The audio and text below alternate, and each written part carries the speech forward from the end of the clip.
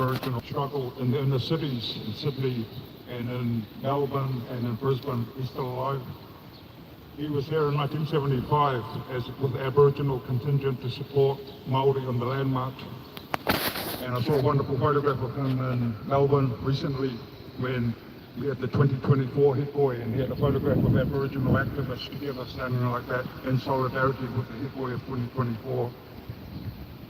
So the last thing I'll just say is I'm very mindful of our brothers and sisters and those of other genders in the Aboriginal and Torres Strait community.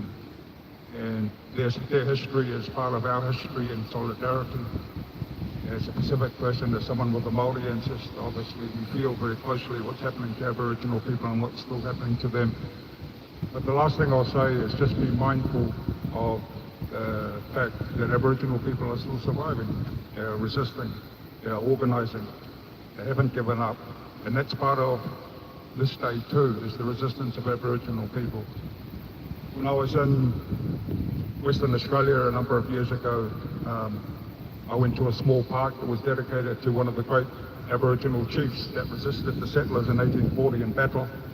He was killed, they cut his head off. I think they put it in a museum, but there's a park there that commemorates his victories on the Swan River in an Aboriginal place, and there are statues and there are artworks that have been created by Aboriginal artists to commemorate his heroism and the heroism of his people fighting.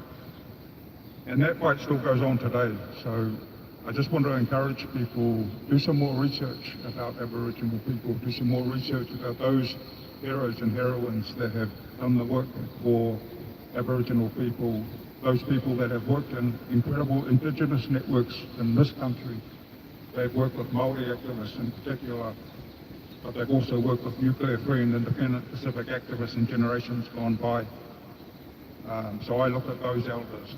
They are two generations and one generation up from me. So I look at them as the elders in these movements. So it's good for us to know our histories and those that come before all of us. I'm somebody who's very mindful of the generations that come before me, and that they have laid the pathway. And we should remember Gary Foley. We should remember people like Kath Walker. We should remember E Koipo Mabo as those that come before us in our solidarity struggle. So I'll leave it there, but I just think it's good to be mindful of the struggle.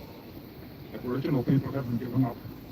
When Captain Cook, last thing I'll say, when Captain Cook landed in Sydney and then started going up the Pacific coast up to Queensland in his boat, the Endeavour, the Aboriginal people were singing song lines in each tribal area and passing the song line to the next tribe so they could track Cook as he went up. So they knew exactly where he was in 1787. They were tracking him as he actually went up and passing the song line on to the next tribe, who could make their own song line and then pass it on to the next group as the boat moved into another tribal territory. So that's the extraordinariness of the Aboriginal people. We shouldn't ever forget that. So I'll leave it there, but I'll leave it for someone else to come and speak about stuff. But I think we have Aboriginal people close to our hearts today, and we should have them close to our hearts every day. That's the last thing I'll say. Yep. Hello, Tony. Thank you very much. Is there anyone else that wanted to share anything around the Indigenous struggle, the Aboriginal struggle?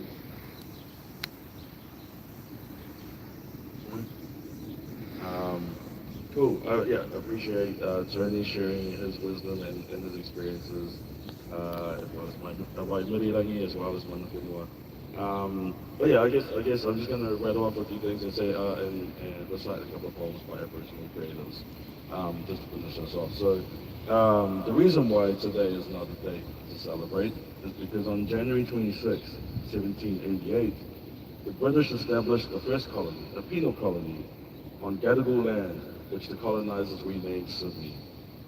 This was the beginning of 240 years of colonial settler violence upon the Indigenous people of so-called Australia. January 26th is not a date to celebrate. It is Invasion Day. It is Survival Day.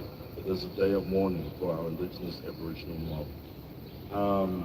And for me, like, here I am rocking, I'm the flag guy, right? And so I guess I'll just kind of talk about what these flags represent and what they mean. Obviously, here's the Aboriginal flag, and this is the Torres Strait Islander flag on my right. The Aboriginal flag, the black symbolizes the Aboriginal people. The red, the earth, and the yellow circle, the sun. With the Torres Strait Island flag, the green represents the land, the blue, the sea. The black lines represent the Torres Strait Island people, and the white dhari headdress represents the culture of the Torres Strait Islanders, and the five-pointed star represents navigation and peace. These symbols, very indigenous, coded representations, the connections to the sea in Benua, the connections to the moana, the water, the connections to the sky. It's a universal truth. And so, we acknowledge the pain and the trauma of the First Nations people that this state invokes. Together we stand and fight the settler colonial systems that have been in power for far too long. As we observe Invasion Day this afternoon, though it is not a date to celebrate, what we can celebrate is Aboriginal resistance and existence. So I will share a couple of poems by Aboriginal creators. The first poem is called Always Was, Always Will Be by Michelle Mickey Hetherington. We see the land, we see inside. Our dreams show the light that we tried to hide. The rain has gone, trees are on fire. The black cockatoo is lost to the choir. Our blood runs through rivers, our souls rise to the cloud. The voice of our elders is shouting out loud. Ships on our shores, the battling crowd. We stood with your flag, bloody and proud. Always was, always will be, from the land to the sea. We will fix our country and together walk free. And then the last poem is called A Song of Hope by Ojiru Kath Walker, as mentioned by A Song of Hope. Look up, my people. The dawn is breaking, the world is waking to a bright new day.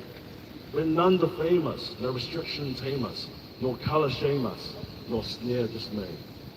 Now brood no more on the years behind you, the hope assigned you shall the past replace. When a juster justice, grown wise and stronger, points the bone no longer at a darker race. So long we waited, bound and frustrated, till hate be hated and caste deposed. Now light shall guide us, no gold denied us, and all doors open that long were closed. See plain the promise, dark freedom lover, night's nearly over, and though long the climb, new rights will greet us, new mateship meet us, and joy complete us in our new dream time. To our fathers' fathers, the pain, the sorrow, to our children's children, the glad tomorrow. Going forward from today, I urge you to learn more about Indigenous whānau struggle. Watch Aboriginal film, read Aboriginal books and poetry, learn Aboriginal history, listen to Aboriginal music, listen to Aboriginal voices. While Australia, white Australia has a black history, so-called Australia always was and always will be Aboriginal land. So thank you again for joining us. I think now is the time for the ceremonial ripping up of that motherfucking colonial flag. So yeah, I know. Yeah, it's let it rip like 150 might be Clyde, right? Yeah, apparently you can get fined $5,000 if you damage and deface the New Zealand flag. But luckily, Australia isn't New Zealand, so we've got a loophole, motherfuckers. I guess,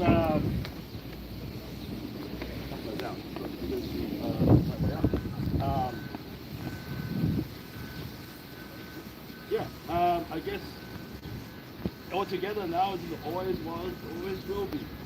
Always was. Always will be. Always was. Always will be. Always was. Always will be.